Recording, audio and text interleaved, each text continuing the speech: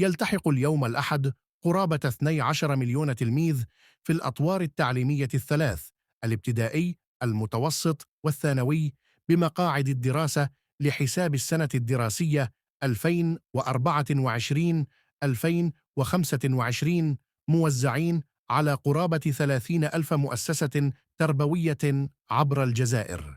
وقد اختارت وزارة التربية الوطنية لهذا الدخول موضوع السلامة المرورية للدرس الافتتاحي، في إشارة منها إلى أهمية تلقين التلاميذ الثقافة المرورية وتوعيتهم بها. كما أقرت الوزارة العديد من الإجراءات البيداغوجية على غرار إعادة هيكلة مواد ومواقيت في الطور الأول من التعليم الابتدائي، السنتين الأولى والثانية، بهدف ترجمة مسعى تخفيف البرنامج الدراسي لفائدة النشاطات الثقافية والرياضية والفنية، بغرض تنمية قدرات ومواهب التلاميذ في هذه المواد. وترتكز هذه العملية على تلقين التلاميذ التعليمات الأساسية المتمثلة في المهارات اللغوية، وتلك المتعلقة بمادة الرياضيات، وكذا المهارات اليدوية والبدنية والفنية التي يحتاجونها، إلى جانب تدعيم تشبعهم بالقيم الدينية والخلقية وممارسة التربية البدنية. وفي هذا الشأن كان وزير التربية الوطنية السيد عبد الحكيم بالعابد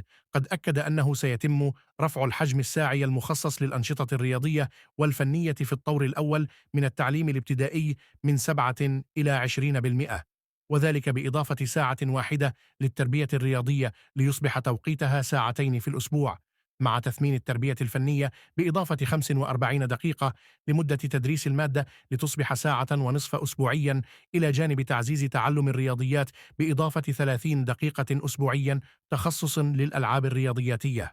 وبالنظر إلى هذه المعطيات، يكون قطاع التربية الوطنية قد حدد الشبكة الجديدة لمواد ومواقيت الطور الأول ب21 ساعة أسبوعيا، وذلك بتخصيص 11 ساعة لمادة اللغة العربية، 5 ساعات لمادة الرياضيات، وساعة ونصف للتربية الإسلامية، وساعة ونصف للتربية الفنية، وساعتين اثنين للتربية البدنية والرياضية. كما ستشهد السنة الدراسية الجديدة تزويد 1700 مدرسة ابتدائية باللوحات الرقمية، ليرتفع عدد المدارس المجهزة بهذه اللوحات إلى 5000 مدرسة ابتدائية على المستوى الوطني، علاوة على استكمال تنصيب منهاج اللغة الإنجليزية في التعليم الابتدائي بإدراج هذه المادة في السنة الخامسة ابتدائي، وتعميم التربية التحضيرية وغيرها من الإجراءات البيداغوجية.